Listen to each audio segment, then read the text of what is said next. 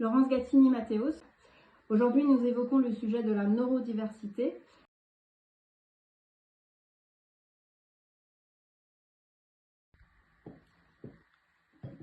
Comment repérer les forces et compétences spécifiques des élèves neuroatypiques en classe et au sein du groupe?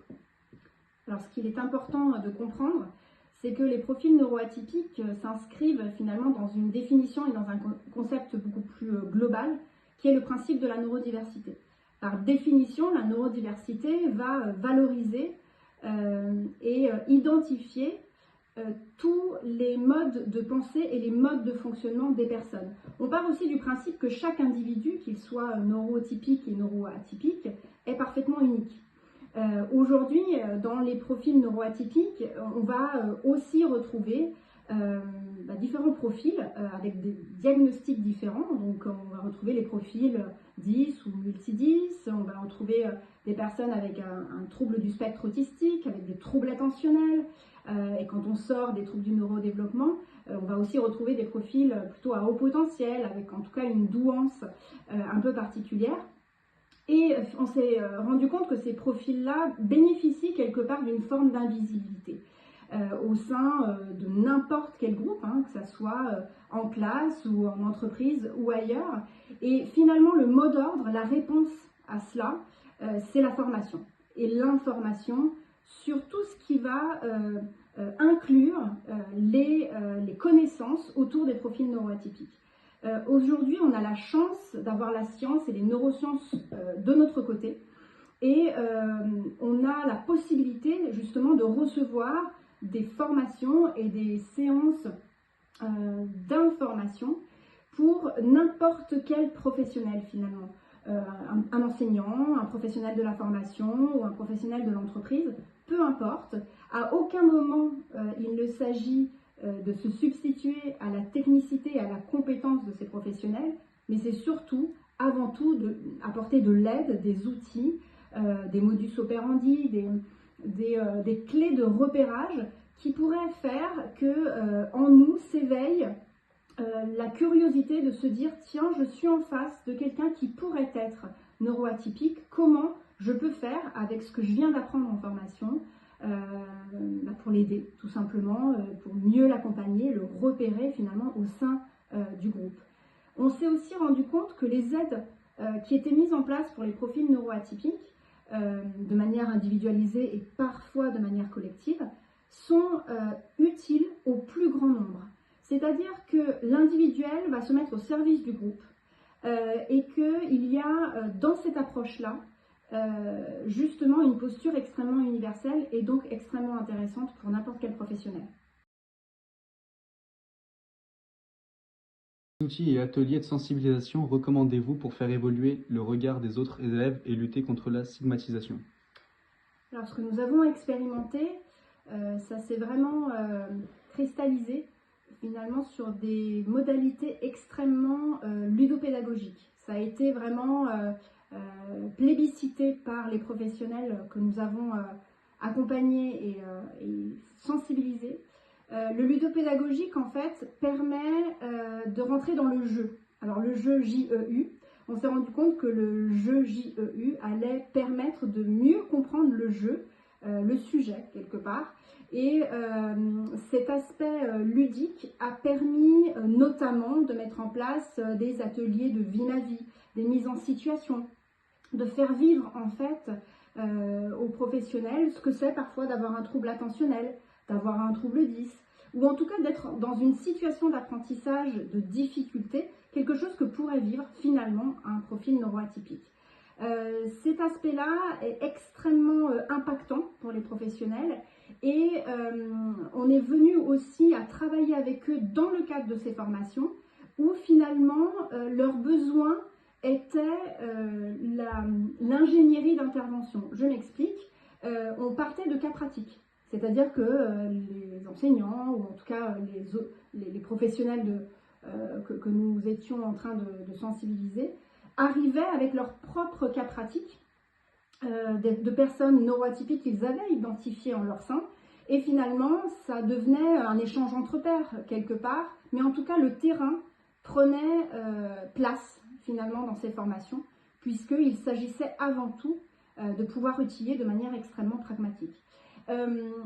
Dans ces formations-là, on donne toujours des informations extrêmement pratiques aussi sur les outils techniques qui existent, des plateformes, des outils numériques, des guides, des tutorats, des supports vidéo, des chaînes qui existeraient, YouTube en tout cas sur les réseaux, justement pour complémentariser tout ce qu'on peut se dire au sein de ces formations. Notre intervention a été finalement extrêmement demandée, aussi bien au sein des professionnels de l'enseignement et de la formation, des entreprises, bien sûr, mais aussi par des profils neuroatypiques qui étaient soit en formation, soit en entreprise. Et finalement, on a pu avoir différents aspects et différents sons de cloche par rapport à cet accompagnement que nous avons mis en place. Quelles compétences valorisées et valorisables dans le monde professionnel? Alors je crois que dans le monde professionnel, il est très important de ne pas tomber dans les clichés concernant les profils neuroatypiques. C'est pas parce qu'on est autiste, ou en tout cas un spectre autistique, qu'on va avoir automatiquement telle compétence. C'est pas parce qu'on est 10 qu'on va avoir automatiquement une autre compétence. Très important donc de se dire que tout le monde, comme on le disait tout à l'heure, profil neuroatypique ou typique, on a des compétences et comme tout à chacun, on a des points de rugosité. Et finalement, en disant ça, on se rend compte que la définition de la ressource humaine prend tout son sens et toute sa dimension, puisqu'on va chercher la ressource dans l'humain. Cette ressource, il faut être outillé, comme quand on descend en rappel, il faut être bien outillé. Et cet outillage, finalement, on en revient à notre sujet de départ, c'est la formation et l'information. Du moment qu'on est acculturé à ces sujets, il va être un petit peu plus facile de pouvoir repérer déjà la spécificité d'une personne neuroatypique et donc par voie de conséquence aussi sa compétence qui parfois peut être plus ou moins cachée. Donc cette forme d'invisibilité va être un peu plus levée du moment qu'on est bien informé et mieux formé sur ce sujet. Ce qu'on a constaté aussi, c'est que quel que soit l'environnement, l'école, l'entreprise, la formation, les profils neuroatypiques vont pouvoir parler de leurs particularités, de leurs spécificités, s'ils sentent que l'environnement est sécure. Et donc, du moment qu'on est formé, informé, il va être plus simple pour tout un chacun de mettre en place cet environnement de sécurité pour que le besoin soit identifié et que la personne en question puisse être mieux valorisée finalement, puisque sa compétence sera mieux été comprise.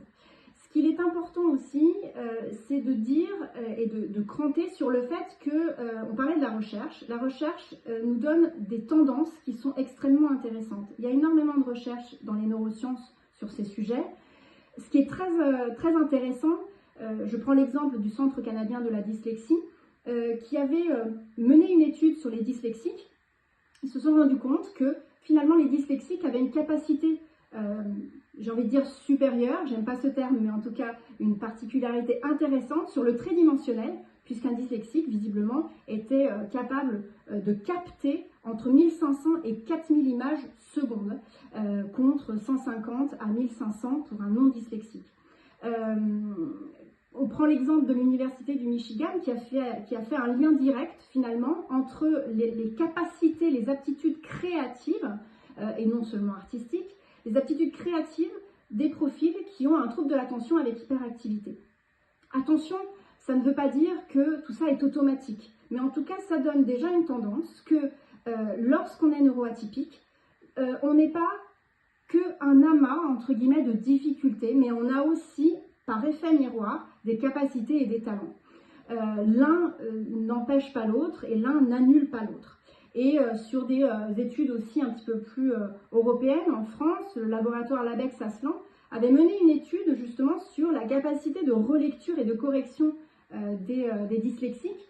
Et ils avaient repéré aussi cette pugnacité, cette force de travail qui leur donnait, qui leur permettait finalement de dépasser une forme de difficulté. Et cet aspect résilient, la résilience parmi d'autres compétences comportementales, ce qu'on appelle aujourd'hui les soft skills, eh bien, ces compétences-là avaient été repérées aussi sur d'autres recherches internationales autour des troubles 10. Donc tout ça, ce ne sont que des exemples, mais en tout cas, c'est intéressant de s'y pencher pour pouvoir aussi avoir une connaissance meilleure sur les potentialités des talents des profils neuroatypiques.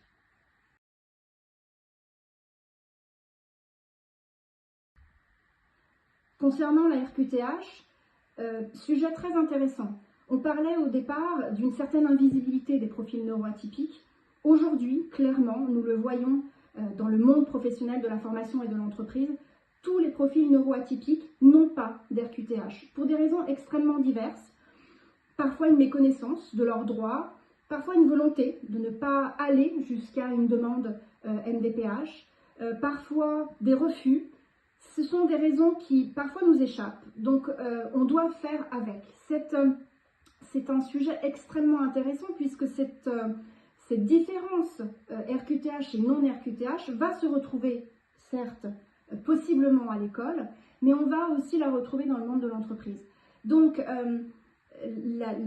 l'intérêt de travailler de manière partenariale, c'est-à-dire que dans notre cas, par exemple, on va faire le lien entre les professionnels, par exemple, du handicap, qui ont une compétence incroyable là-dessus, mais aussi tous les autres professionnels de l'insertion, de la formation, pour justement, la volonté principale est de laisser finalement personne au bord de la route et de pouvoir aussi accompagner par un modus operandi finalement assez simple, ou en tout cas accessible, même les profils neuroatypiques qui n'auraient pas encore ou qui n'auraient pas le souhait d'avoir une RQTH.